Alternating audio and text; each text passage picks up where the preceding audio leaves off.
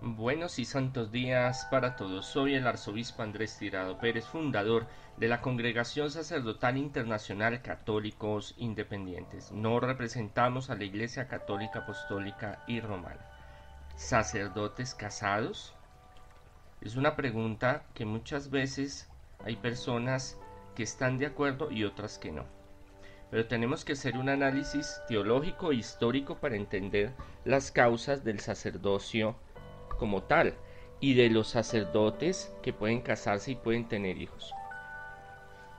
Podemos empezar que una palabra que conocemos pero que no hemos profundizado, que es el celibato, y otra diferente, que es la castidad, que pensamos que son sinónimos, que van juntos, y sí, en algunos casos van juntos los dos, pero no es una tendencia que célibe y casto sea la misma cuestión, sea el mismo equivalente.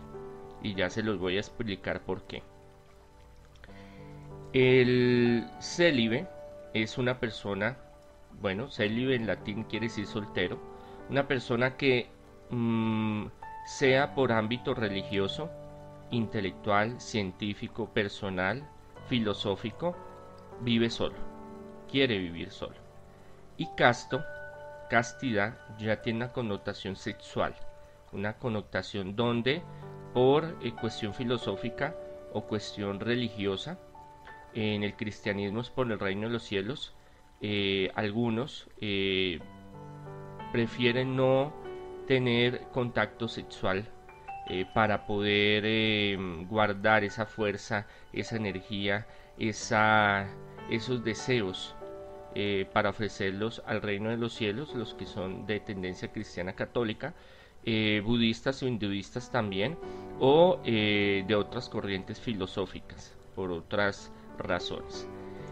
El celibato es muy antiguo y la castidad es muy antigua en el fenómeno humano. No es una cuestión que es solamente cristiana católica, que nos la han vendido así o la conocemos así, porque la mayoría de las tradiciones que nosotros tenemos es de la iglesia latina, de la iglesia católica apostólica y romana. ¿Por qué se le llama latina?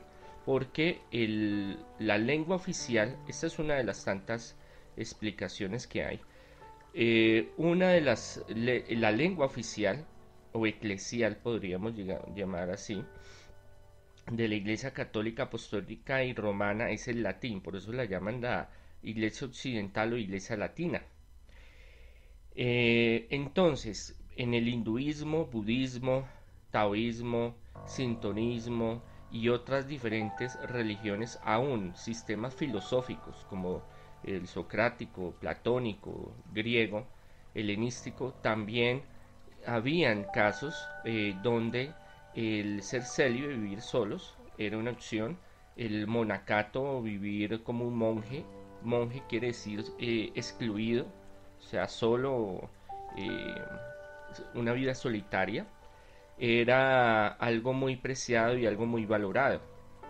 En todas estas religiones, espiritualidades y tendencias filosóficas, el ser célibe o el ser casto tenía una importancia muy grande, en el sentido de que esa persona se consagraba a su modelo religioso, a su modelo filosófico, para vivir plenamente sus ideales, sea religioso o sea científico o sea filosófico, tanto en los griegos, grecorromanos y en los pueblos hindúes, en el budismo y en otras religiones ancestrales. Aunque, como les decía, tiene sus excepciones, y una cosa era célibe y otra cosa era casto. Aún en el día de hoy hay una diferencia, aunque a veces la asimilamos con lo mismo, pero no es lo mismo. Entonces, célibe es una persona que se aísla, que se supone por ética moral o por su decisión de vivir ese sistema celibatario, tiene que tener también la castidad, pero no siempre se da esos dos factores al tiempo. Ya si nos vamos para el pueblo judío tenía una perspectiva muy diferente, porque desde el Génesis está la primicia: creced y multiplicaos. por eso la mayoría de los judíos tienen bastantes hijos, porque es un llamado y es una obligación, y también es fuente de bendición. La mujer que era estéril en la antigüedad, en el pueblo judío, era como una maldición que recibía, sea de sus padres, sea porque cometió pecados, o sea porque Dios la está castigando por algo. Podemos ver varios ejemplos. Abraham, por ejemplo. Podemos ver el ejemplo de Juan el Bautista, sus padres, en el cual Dios hace prodigios y hay la fecundidad, porque la fecundidad es fuente de bendición, fuente de la protección de Dios. Entonces, el tener problemas, en el tener dificultades para engendrar, ahí vemos a Isabel, la prima de la Virgen María, que tenía problemas, y eso mismo se lo dice, se lo anticipa al ángel Gabriel en Lucas, en el Evangelio de San Lucas, a María, de que su prima Isabel estaba esperando un hijo, que la llamaban la estéril. Estéril es como maldecida para el pueblo judío, como desdicha, como apartada, como excluida. Entonces tiene una connotación muy fuerte. La mayoría de los sumos sacerdotes, de los rabinos, de los escribas, de la gente de élite y la gente también que se dedicaba a la parte eclesial, o los ritos en el templo, eran casados, eran sumos sacerdotes. Zacarías era sumo sacerdote.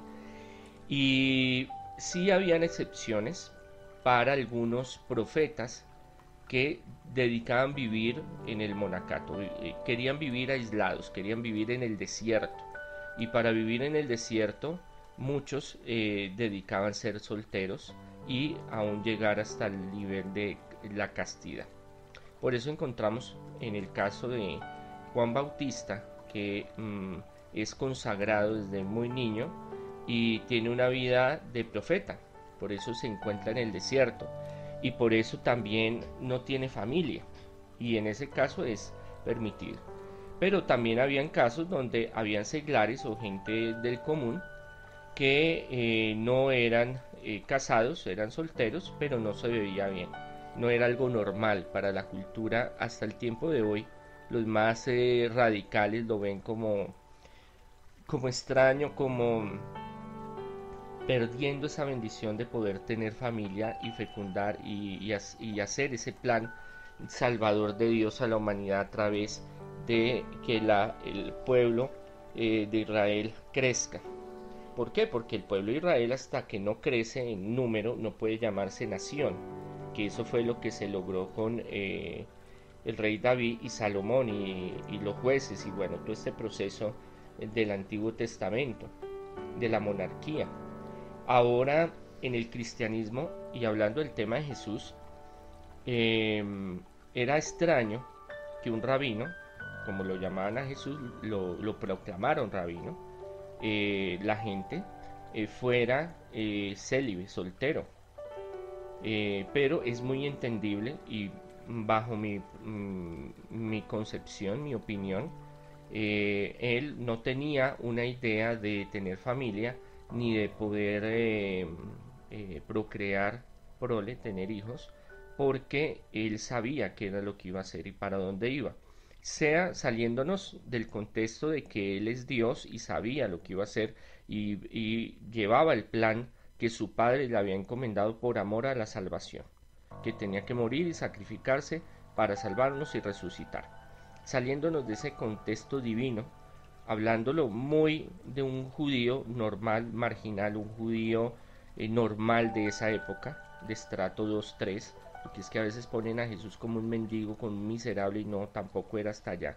Era humilde, era sencillo, se ganaba el pan con el sudor de su frente, como los apóstoles, pero tampoco era pobre, miserable, llevado en la inmunda, como muchos jóvenes usan esas palabras que a ustedes les gustan. Y entonces, desde la óptica psicológica, desde la óptica humana, él ve, y él lo dice en los evangelios, que nadie es profeta en su tierra y que a él lo han perseguido. Bueno, lo van a perseguir y han perseguido. Él se refiere a los profetas que los han perseguido y nadie es profeta en su tierra. Él sabe que la mayoría de los profetas no terminaron bien, terminaron perseguidos. Ahora ve a un caso muy patente, muy cercano, que es Juan el Bautista, que fue el último de los profetas del Antiguo Testamento, que abren el Nuevo Testamento, en el cual ve que por su predicación, su conversión, su llamado al cambio social, es decapitado. ¿Qué le espera a él? Lo mismo, sencillamente, si él sigue en ese proceso y lo sabe, lo entiende y en las escrituras queda. Desde la parte humana, psicológica, podemos entender eso. Entonces, si yo sé que estoy en un proceso en el cual me va a llevar a que me cueste la vida, lo más seguro es que a mis hijos, mi descendencia, mi mujer, mis hijos, vayan a recibir también persecución, siendo yo el líder. Que eso ha pasado en muchos siglos y a través de la historia y diferentes corrientes filosóficas, teológicas, espirituales, económicas, políticas, donde deciden también acabar con la familia y con los hijos. Eso lo vemos hasta el día de hoy en la violencia que viven varias regiones de Colombia y del mundo, en el cual hay diferentes conflictos de diferentes movimientos, de diferentes grupos armados, ilegales, legales, bueno, en fin, de lo que sea. Entonces, no hay pruebas de que Jesús haya dejado prole, siendo que en el momento en que el cristianismo nace, es un cristianismo que es el movimiento que los apóstoles van desarrollando de las enseñanzas, dichos y hechos de Jesús. Es un desarrollo muy incipiente, es clandestino, porque tiene el problema de que los romanos los puedan sacrificar, crucificar, encarcelar como sucedió con Jesús, o que los mismos judíos los rechacen y los lapiden o los extorsionen o los persigan como ocurrió tiempo después. Entonces, en ese instante no era una iglesia poderosa como la conocemos medieval, una institución de poder económico, político, religioso, no. Era un grupo de personas que estaba luchando por unos ideales, un movimiento que empezaban a hacer. Y para ellos no era importante si Jesús tenía mujer o no tenía, para ellos eso no tiene ninguna importancia, porque para ellos, siendo judíos, era muy normal y era bien visto que un judío, un rabí, un maestro, tuviera su familia y sus hijos. Independientemente no hay pruebas para decir que tuvo hijos o que tuvo una relación oficial con María Magdalena, aunque hayan escritos apócrifos que vinculen tácitamente, cuestionablemente, que él hubiera estado con María. Ahora, mi opinión personal, Andrés Tirado Pérez, que si él tuvo algún romance con María Magdalena, pudo haberlo, sí, claro, pudo haberlo tenido. Si hablamos de que Jesús fue es un verdadero Dios y un verdadero hombre, que es un dogma que hay, que es importantísimo porque son dos naturalezas que confluyen en él, pues obviamente también la cuestión sentimental, emocional, aún sexual, están en Jesús, en el Jesús humano, no divino como tal, pero sí humano cuando estuvo encarnado, como cuando tuvo frío, tuvo hambre, sintió desespero, dolor, sufrimiento, como cualquier otro ser humano. ¿Qué pasa? Que él trascendió eso porque pues sencillamente son cosas que para su proyecto espiritual de salvación como Dios, hijo de Dios, y como también ser humano que va en un camino espiritual, no eran de la importancia en ese momento para su misión. Eso yo lo veo tanto desde el ámbito humano, psicológico, como cualquier persona, como desde el ámbito teológico divino, que él tenía esa misión. Ahora, si él hubiera tenido algo con María Magdalena, no le quita ni le pone. No le quita ni le pone. ¿Por qué? Porque no pierde su divinidad. Eso es algo muy diferente. Lo sexual en el judaísmo no es pecaminoso, como en el cristianismo y posteriormente los padres de la iglesia. Pero ya vamos para allá para entender un poco sobre el tema de la sexualidad y el pecado. Entonces, Jesús tenía su estilo propio de hacer las cosas y tenía su metodología. Tradiciones posteriores, sobre todo después de 1500, desde antes de los merovingios, después los carolingios, eh, más que todo siglos después se desarrolla a veces teorías conspirativas donde Jesús tuvo un hijo, una hija con María Magdalena y terminaron en las playas de Francia y que de ahí nació un linaje, pero esto nunca se ha comprobado y es medieval, es una composición medieval en la cual los merovingios y los carolingios necesitaban una sucesión real para que les diera la validez de su reino, de su reinado, porque los reyes deberían tener linaje y ese linaje primero los merovingios venía del dios Zeus y del dios Apolo y de Neptuno y bueno, en fin, de varios dioses porque eso fue una construcción de diferentes años.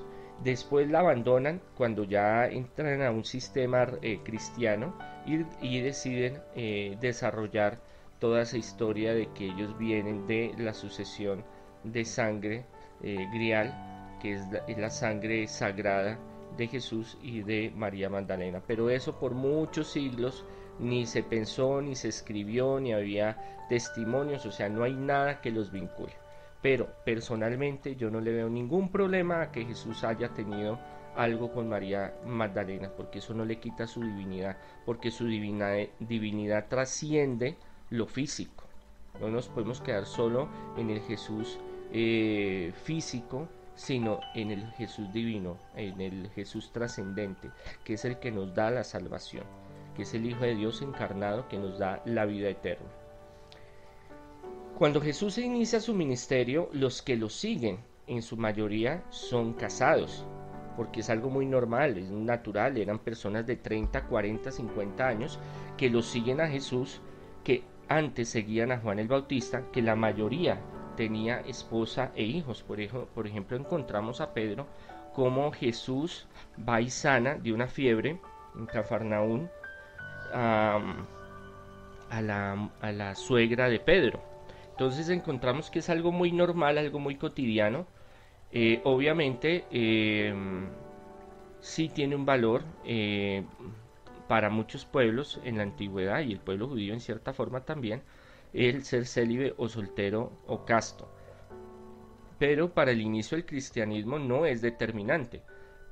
Jesús no le pone ninguna traba a que lo sigan, y en especial al grupo de los 12 apóstoles, sabiendo que los apóstoles tienen muchas imperfecciones y tienen mucho que aprender y mucho que transformar, pero para eso está Jesús, para eso los va llevando en un camino de aprendizaje y de adaptación, y sin embargo en su parte humana seguían teniendo conflictos los unos con los otros, y eso se ve muy claro después de la resurrección, bueno, antes, durante y después de la resurrección de Jesús, y de que empiezan a salir a misionar y las iglesias que se van desarrollando, y un personaje muy importante que es San Pablo, que trasciende en el proyecto de Jesús, es el que es la clave para expandir el cristianismo al occidente, a lo que es Europa, a lo que es Asia Menor.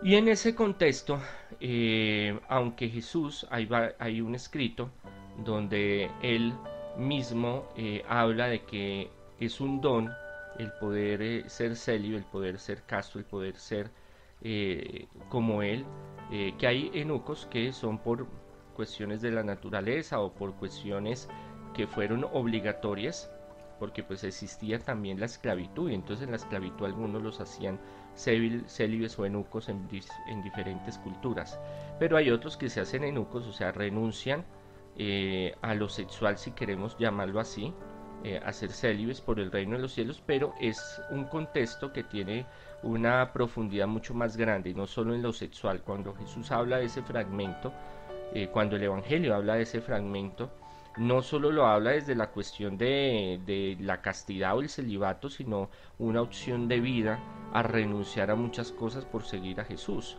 No era solo una cuestión conductual o de conducta humana, sexual solamente. Pero Jesús dice que es un don y que bienvenido sea el que reciba ese don.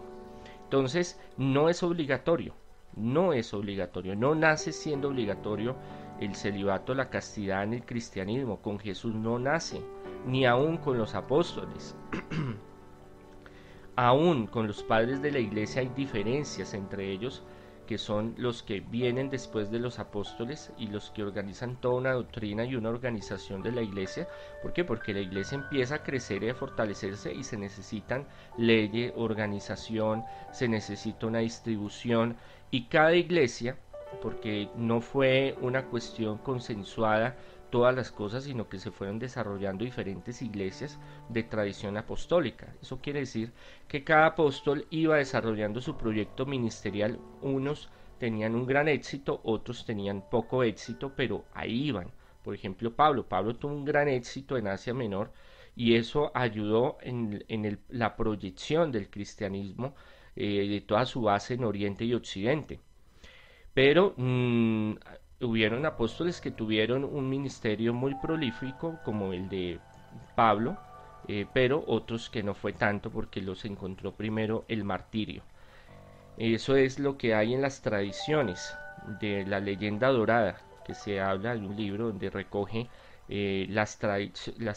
tradiciones y de lo que sucedió con los apóstoles después de Jesús, y de algunos escritos que lo sitúan en ciertas regiones y partes del mundo, desarrollando su ministerio y su iglesia como tal. Entonces eran iglesias particulares, eran iglesias apostólicas, donde sí empezaron a desarrollarse en ciertos concilios, ciertas conciliares, que quiere decir llegar a un acuerdo, donde se reunían las diferentes iglesias, los representantes, los obispos de cada iglesia, y decían: miren, nosotros hacemos esto, ustedes hacen esto, bueno, lleguemos a un acuerdo, a una común unión, a una unidad de ideas, en las cuales nos permita crecer y ayudarnos, y a tener un lineamiento de las cosas.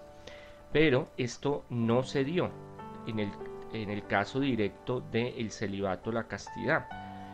Sí, los padres de la iglesia, algunos, y se fueron a extremos, como los padres del desierto, que quisieron volver o desarrollar una concepción de monacato, de estar aislado solo, eh, eh, tomándolo como medida de ejemplo de los profetas en el Antiguo Testamento, que se aislaban a estar en la presencia del Señor en el desierto, o de religiones antiguas, tanto griegas como en el paganismo, como en el hinduismo, el budismo y otras, donde vivían algunos juntos en un monasterio, o vivían separados, pero célibes, solos y aislados totalmente de la gente, yendo en contra del mandamiento de Jesús, que es ir y evangelizar, bautizar a toda la humanidad, ir hasta los confines de la tierra a llevar el evangelio.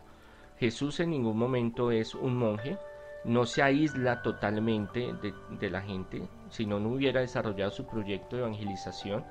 Sí tiene momentos donde él mismo busca la soledad, busca estar con su Padre, busca la oración, que es muy fundamental, momentos de aislamiento para que descanse su mente, su cuerpo, su espíritu, para reforzar, coger fuerzas para todo lo que la misión que está llevando.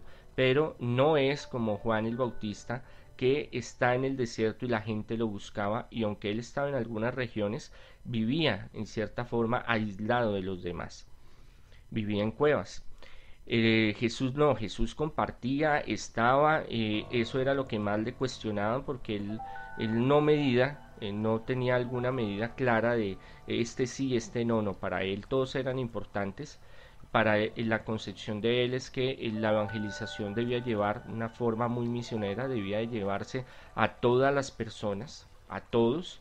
O sea, él venía a salvar, y es una salvación integral tanto para el pueblo judío como para la humanidad. Entonces ellos vuelven como un retroceso donde prefieren vivir por una decisión propia, muy legítima, muy válida, vivir en soledad su espiritualidad y alejados del mundo para que no se corrompan. Más o menos esa es la metodología y el pensamiento de los padres del desierto y de algunos padres de la iglesia, y entre esos entra la cuestión de la moral, la ética y la sexualidad. Entonces la sexualidad llega a extremos con algunos padres de la iglesia, entre ellos San Agustín, que me fascina, me encanta muchas cosas de San Agustín, pero sí tengo que eh, cuestionar, y muchos cuestionan, mala interpretación de San Agustín sobre la cuestión sexual, y no sobre solo de él, sino en ese momento todo lo que fuera sexual era condenación y era pecado. Entonces una persona tenía un mal pensamiento, entonces ya se iba al infierno, cosa que Jesús en ningún momento estableció.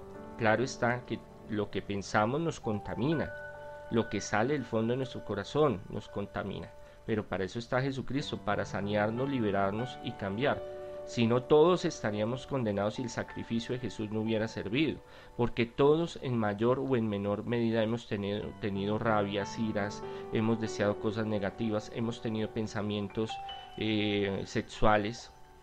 Entonces es una cuestión muy humana, porque es la naturaleza, está en nuestros genes, está en nuestras hormonas, es algo que se puede luchar, pero no es una cuestión que sea un problema para Jesús, para los apóstoles, para el pueblo judío. Ya eso es un problema que se convierte en los padres de la iglesia, y cómo buscan una metodología de perfeccionar su espíritu para poder llegar a niveles espirituales más altos, y entre ellos ven que la mortificación de la carne y sobre todo la parte sexual es un gran impedimento para lo espiritual. Claro está, ellos se van a esos extremos, lo cual hace de que muchos sigan estas corrientes, otros no, pero de que vaya modelando sobre todo en dos líneas una valoración muy importante de estar célibe, soltero, y de la castidad. Como lo hablamos, el célibe no es casto, no necesariamente tiene que ser casto, debería, pero no en todos los casos es, y ya les voy a decir por qué hago estas dos diferencias. Entonces, desde los apóstoles sí habían apóstoles que eran célibes, que quisieron vivir por varias circunstancias solteros, y hay muchas razones, y sobre todo la más valiosa es que se sienta la persona cómoda, que no sea obligado, sino que sea algo que nazca como un don, como un regalo del Señor. Lo habla Jesús, ya San Pablo también lo habla, él es uno de los más progresistas, aunque malas interpretaciones lo hablan como misógino y retrógrada, pero en su visión él les decía, en su escrito, por ejemplo en Timoteo les decía, no, que el obispo tiene que ser casado y tiene que ser de solo una mujer, y tiene que ser testimonio en su hogar, porque si no es capaz de dirigir su hogar menos a una comunidad. El mismo San Pablo lo dice. Él exhorta a que fueran célibes como San Pablo lo es, y según la tradición y lo que se sabe es que San Pablo era célibe desde antes de volverse cristiano, por llamarlo de esa forma, seguir el camino de Jesús, y lo continuó siendo. Como se los decía, hay muchas personas que por filosofía, religión, trabajo, ciencia se han dedicado por muchas razones, porque se les va el tiempo con la familia, porque no tienen paciencia, porque no necesitan tiempo para hacer sus cosas. El trabajo misionero es difícil, entonces irse a misionar en el ámbito religioso y llevar familia es difícil, pero los primeros apóstoles y los discípulos y generaciones después, hay textos donde habla, hay pruebas que ellos viajaban con, eh, con sus familias, y eran muy apreciados, y eran porque pues para ellos, tanto para los griegos como los helenísticas, greco-romanos, no era una cuestión rara que ellos tuvieran familia, ni hogar, ni hijos. Para ellos era algo muy normal, era necesario, era hasta bien visto. Entonces fue una cuestión posterior donde muchos desarrollan el vivir en comunidades. Entonces podemos hablar que hay dos clasificaciones: el sacerdote secular o diocesano, que va a un seminario, y antiguamente no existían los seminarios, entonces se formaban entre los obispos, y los más antiguos formaban a los más nuevos, que van a una parroquia y tienen su parroquia o su misión y desarrollan su ministerio ahí, pero viven solos. El sacerdote de comunidad son los que viven todos juntos, igual tanto el diocesano como el de comunidad en el rito latino, la Iglesia Católica Apostólica Romana, son célibes, pero los que viven en comunidad religiosa viven varios juntos bajo una regla de vida y bajo un parámetro, bajo un modelo de comunidad, el cual el fundador sea, por ejemplo, San Francisco de Asís, Santo Domingo de Guzmán, San Benito, en fin, desarrollaron San Agustín, unas reglas de vida, y en las cuales varios comparten y se sienten bien y viven todos juntos, y ahí el proceso de celibato llega a un grado mayor, que es el de castidad, o sea que no deben de tener relaciones sexuales por ofrecerle al Señor y por vivir juntos. Esto es algo que se desarrolla en los primeros 3 siglos del cristianismo, pero no todo mundo lo vivía, no todo mundo lo ejercía. Obispos y sacerdotes, no todos, la mayoría eran casados y tenían hijos. Pero este tipo de desarrollo fue cogiendo fuerza, este tema, en la iglesia, sobre todo latina. En la iglesia oriental o iglesias independientes era muy diferente. Hasta el día de hoy es opcional el ser casado, el diácono, sacerdote u obispo. Hay en algunas de rito oriental que exigen que el obispo sea célibe, pero no en todas. Entonces no hay un consenso general entre todas unificado, no. Es entre patriarcados, es entre organizaciones, es entre cúmulo de iglesias. Entonces, como nosotros conocemos la iglesia de rito latino, Iglesia Católica Apostólica Romana, pues para nosotros se nos hace muy extraño que los sacerdotes se puedan casar y tengan hijos. Y doctrina de la Iglesia Católica Apostólica Romana lo vio como una gran pérdida y como un gran pecado y como un gran error que el sacerdote puede ser casado y pueda tener hijos. Hasta se llegaron en algunos concilios a hablar y decir de que eso era pecado y que quedaba excomulgado de la iglesia. Es más, en algunos concilios se hablaba de que si estaba casado y lo ordenaban, o si estaba célibe y siendo sacerdote y se casaba, porque había esa opción, podían vivir juntos en la misma casa, pero no podían tener relaciones. Entonces, ¿para qué vivir juntos? Entonces, mejor vivir solos. Entonces, era complejo esa situación. Por varios concilios se habló. Entonces encontramos el concilio de Letrán en el siglo IV, en el de Elvira, en el canon 33, habla de lo que es la abstinencia y el sistema celibatario para los sacerdotes, hasta el concilio de Letrán en 1500. Pero en todos los concilios hablaban de esto, pero no había una figura determinante de que se cumpliera. Entonces se hablaba de la ley, se organizaba el canon, la legalidad, pero igual los obispos seguían teniendo su libertad en cierta forma, y algunos eran casados y algunos tenían hijos. Eso pasó durante muchos siglos en la iglesia.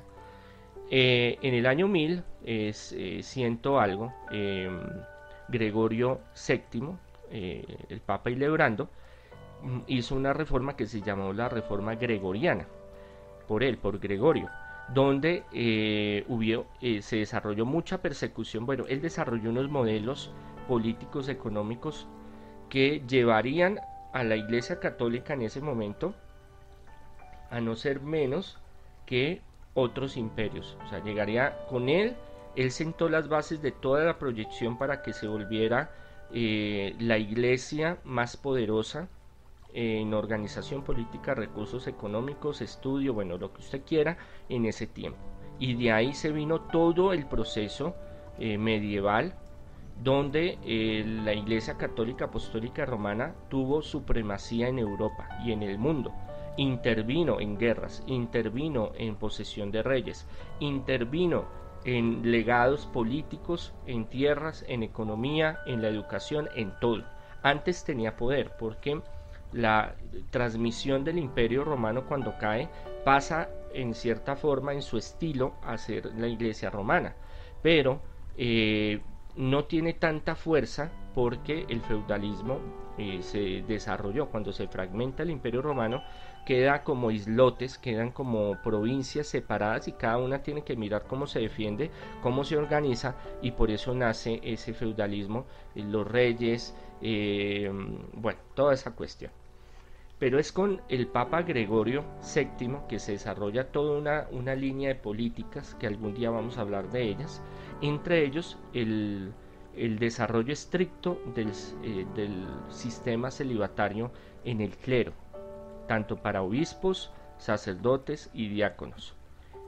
Esto por un tiempo se realizó, otro tiempo no, así se llevó por muchos siglos y encontramos pues grandes cuestiones complejas como los Médicis, como los Borgia, en el cual el papado se vendió en la Edad Media. Había simonía, se compraba el ser obispo, se compraba ser cardenal.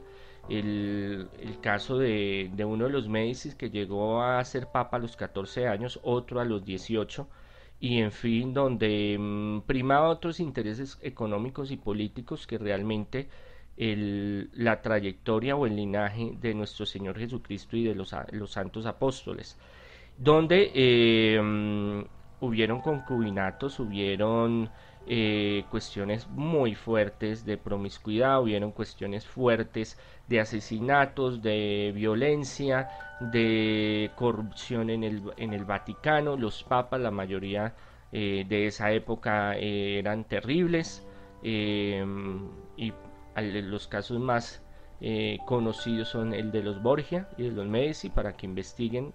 Es muy amplio y duraríamos bastante tiempo hablando papa por papa, qué es lo que hizo, cómo lo hizo. Fue una época muy oscura, por eso la llaman el oscurantismo, no solo para la humanidad, que retrocedió 20.000 años, es una cifra loca que yo hablo, pero es muchísimo, a todos los desarrollos tecnológicos, morales, éticos, espirituales de que la humanidad estaba llevando cuando cayó el Imperio Romano. Pero en esta época, en la Edad Media, Baja Edad Media y en el oscurantismo y aún en el Renacimiento, se siguen dando estas situaciones amorales, y que llaman al Concilio de Trento para que solucionen eso.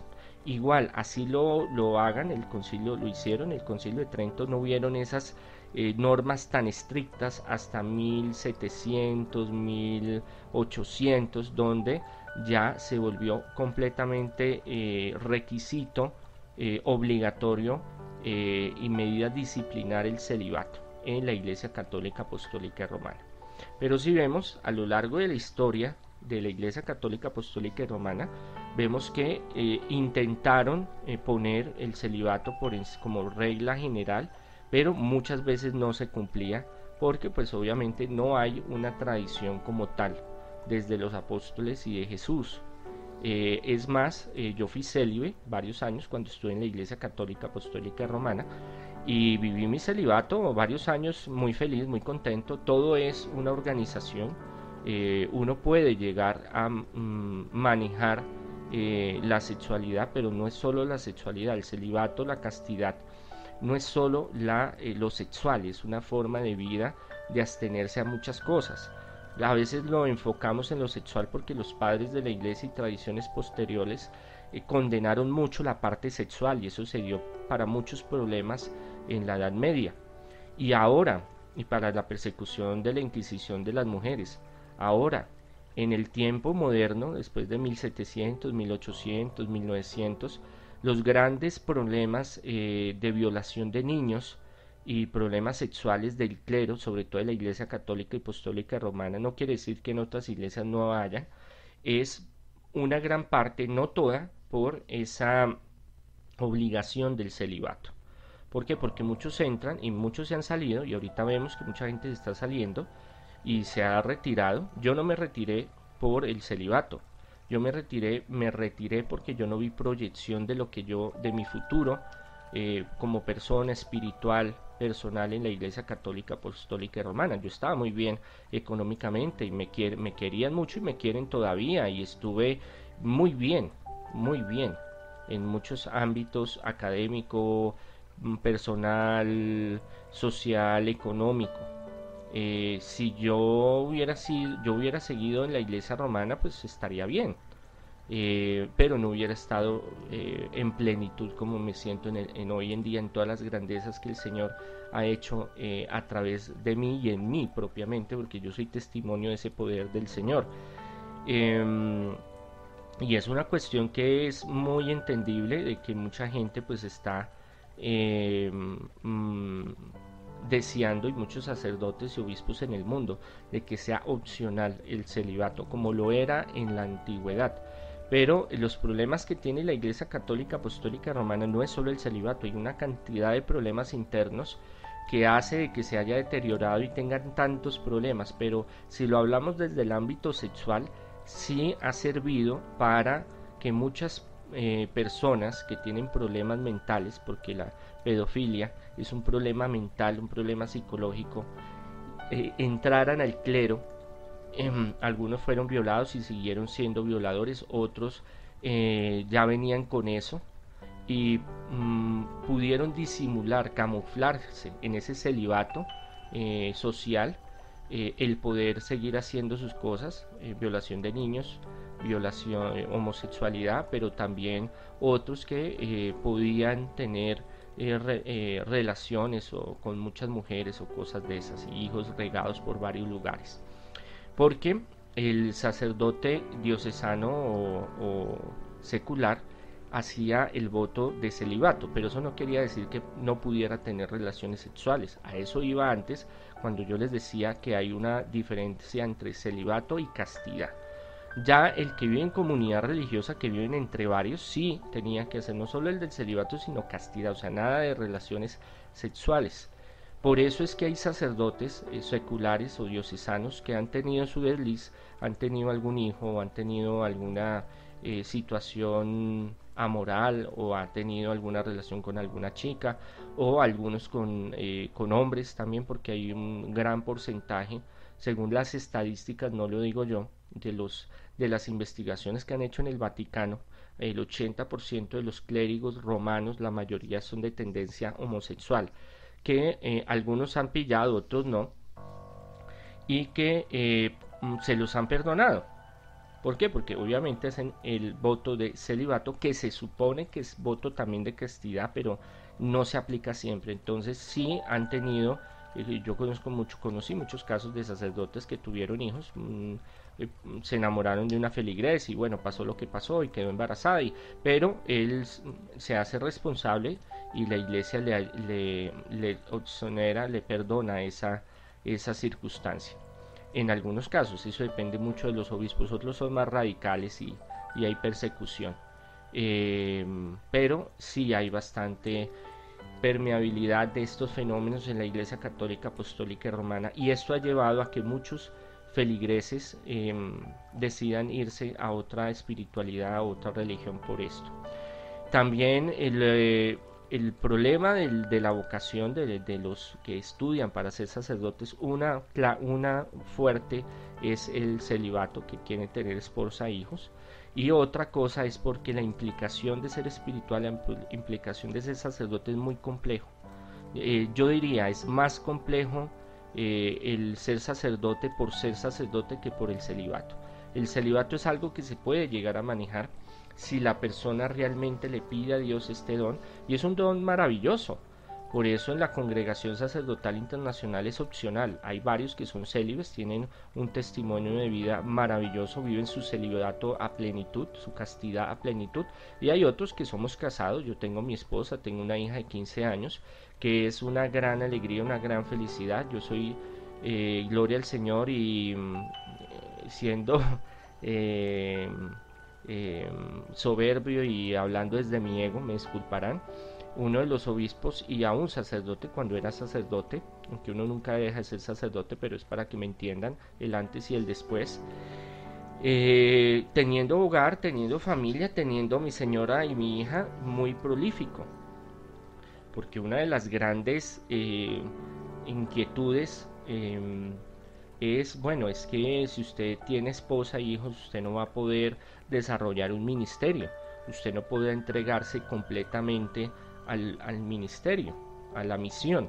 Pues es algo muy rebatible, porque si vemos otras denominaciones, iglesias anglicanas, ortodoxas, orientales, nacionales, independientes, tienen esposas, hijos, tienen sus hogares bien conformados y trabajan súper bien y tienen unos ministerios y un trabajo maravilloso. Yo he sido, y como les digo con soberbia, eh, con mi ego, uno de los obispos y sacerdotes que ha trabajado bastante y que tiene que mostrar que hay trabajo, hay misión, hay todo un desarrollo en muchas áreas, no solo en el ministerio, sino en el área intelectual, espiritual, misional, pastoral, congregación. La congregación es un referente para que podamos entender que uno, cuando se organiza y quiere hacer las cosas, con la ayuda del Señor las hace y puede vivir en plenitud y en felicidad, porque el tener un hogar no es solo lo sexual, eso es secundario, es el amor, el cariño, el vivir con una persona, el compartir ideales, proyectos, el tener la felicidad de tener a los hijos, que eso es algo maravilloso cuando uno es un buen padre. Obviamente le sacan canas, lo hacen sufrir, uno pasa una serie de cosas, pero también es muy maravilloso tener los hijos y es una experiencia extraordinaria sabiéndolos tener en el momento ideal. Entonces, ¿cuál es la argumentación? No hay. Se cae de su peso, tanto teológica, histórica, moral, de la Iglesia Católica Apostólica Romana. ¿Por qué no ordena sacerdotes casados o que se puedan casar? Si esto ya ha existido desde tiempos antiguos, no fue dejado un legado de Jesús ni los apóstoles, ni aún a través de los 2000 años del cristianismo. Muchas iglesias y muchos obispos, aún papas, tuvieron familia e hijos. Unos fue terrible, otros fue maravilloso, ejemplos ejemplares, otros no, pero de todo hay en la viña del Señor. ¿Qué es lo que pasa? Es algo que ellos han procurado mantener como un tesoro, el mismo Papa Francisco, y yo lo dije en una predicción del año pasado y de este año, que él no va a quitar el celibato. Así Alemania, así los obispos de Suiza, así se levante España, no lo van a cambiar. ¿Por qué? Porque eso tiene una implicación. Primero, porque ellos se han aguantado y soportado ser célibes. Segundo, ellos ven como un gran tesoro el celibato obligatorio. Yo lo veo como un gran tesoro cuando es un don, cuando es voluntario y usted le nace y quiere hacerlo. Ellos lo ven como obligatorio para el reino de los cielos, pero Jesús en ningún momento, Él llama a todo el mundo. O sea, esto no es una cuestión que es solo unos o solo otros, no, Él llama a todos. Y que no hay un fundamento teológico ni histórico, más bien sí hay un fundamento pseudo espiritual, que hay grandes tratados sobre el celibato, pero que en su mayoría, muchos en su mayoría no pueden cumplir, y eso les causa grandes conflictos espirituales. Por eso muchos se terminan retirando y otros no entran por eso mismo, por la parte de la familia. Y porque es que ser sacerdote en estos tiempos es muy difícil, o sea, aparte de la crisis de vocación por la cuestión del celibato, es una cuestión de crisis mundial, espiritual y en todas las religiones, y de compromiso. O sea, la cosa es mucho más profunda que el celibato en sí, pero el celibato es una gran causa de por qué hay muchas cosas que han sucedido en la iglesia, y escándalos, desmanes y problemas, que obviamente hay sacerdotes. Yo conocí obispos, sacerdotes que vivieron su celibato en plenitud y testimonios extraordinarios del poder del Señor y de ese amor y esfuerzo y entrega total al Señor. Pero uno también puede entregarse al Señor desde nuestros hogares, tanto el sacerdote que es casado, el diácono, o el obispo, o el laico, o la persona de a pie que quiere encontrarse con el Señor. Y sí, desde tiempos muy antiguos, mucha gente sin ni siquiera ser obispo, sacerdote o clérigo, tenía, algunos vivían solos porque por muchos objetivos, entre ellos era estar más cerca de la presencia del Señor. Eso es claro y eso yo lo respeto y estoy de acuerdo. Como les dije, yo viví varios años siendo célibe. Pero va más allá a una cuestión solo doctrinal o de tradición, o va arqueológica, histórica, teológica, y va a una cuestión en la cual, mientras no cambien el sistema económico que lleva siglos la Iglesia romana, no van a levantar el celibato. ¿Por qué? Porque económicamente, políticamente y administrativamente, y como una forma de poder controlar a sus sacerdotes, es a través del celibato. El que no vivan con otra persona para que los puedan cambiar y rotar de sus misiones, el que no tengan hijos para que después no reclamen herencias, que eso es lo que pasó en la Edad Media, o que vengan a querer tomar el poder. Entonces el abuelo, el padre, el hijo, pues cogieron el papado y no lo sueltan. Todo eso fueron cosas que fueron desarrollándose, y que por eso también en cierta forma la medida, pero sobre todo la medida económica, porque un sacerdote que ¿de qué depende el sacerdote? De sus ingresos en la parroquia, la mayoría, aunque algunos trabajan y eso, pero más que todo, esto es un sistema en el cual las parroquias tienen que dar su propio sustento a través de los ritos y de la liturgia y de todos los sacramentos y el trabajo que se hace de misional en la parroquia, y eso está bien, yo no estoy en contra de eso. Y de ahí tienen que mandar el obispo tiene que mandar a Roma, y eso es una cadena en la cual sí, ahorita se están viviendo épocas terribles económicamente la Iglesia romana, aparte que tiene inversiones económicas en grandes empresas y recursos que mueven a nivel mundial. Su primer entrada económica, o la más poderosa, son esas mini sucursales de iglesias que tienen a lo largo del mundo, que les gestiona, les reúne algunos recursos. El dado caso de que el sacerdote tenga esposa e hijos, su rubro hacia la iglesia va a decaer, va a bajar, ya no va a poder dar el mismo dinero a la curia, ya no va a tener los mismos recursos para poder sostener toda la estructura que se está manejando. Entonces, hasta que no haya un cambio económico y político dentro de las leyes del Vaticano, lo veo muy difícil de pronto en el futuro de que sea opcional, porque el ser opcional tiene una cantidad de arandelas que es una carga muy fuerte para el Vaticano, para el papado, para la iglesia en sí, para poder desarrollarla. Eso llevaría mucho tiempo, porque el sistema económico y político y de leyes dentro, eso llevaría una reforma y llevaría hasta un concilio para poder reformar muchas cosas que se reformaron hace poco en el Concilio Vaticano II, que llegaron hasta el decir, bueno, los diáconos permanentes pueden ser casados, que eso ya fue una opción, y ahorita el Papa Francisco con algunos hombres ya mayores que hayan sido viudos o en fin, que hayan sido casados, que puedan ordenarse, pero no en el establishment, en lo oficial del cristianismo, del catolicismo romano, de que puedan llegar a ser opcional la opción celibataria, como era desde los principios del cristianismo hasta hace pocos siglos, y que todavía iglesias independientes, ortodoxas, anglicanos, lo seguimos participando. Entonces, ahorita con la apertura de los medios de comunicación, la apertura del internet, la apertura del conocimiento y de todos estos escándalos, ya ahorita todo el mundo está en pro de que sí, que mejor se casen y se organicen y vivan una vida bonita y sean ejemplo.